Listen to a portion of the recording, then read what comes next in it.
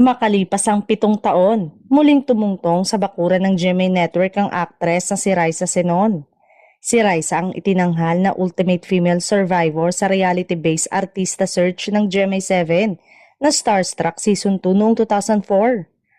Noong 2018, ay nagdesisyon si Raisa na umalis sa bakuran ng GMA at lumipat sa karibal nitong istasyon ang ABS-CBN.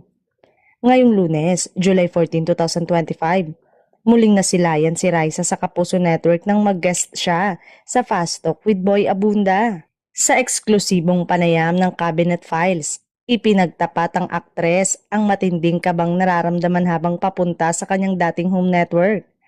Lahad ni Raisa, kinakabahan po ako talaga kaya kinakabahan ako. Pagpasok ko sa GMA7 kanina, nakakatuwa na lahat sila. Mainit ang pagtanggap sa akin, kilala pa nila ako. Kinikilala ni Raisa ang GMA7 bilang kanyang unang tahanan at nagbuo sa pagkatao niya.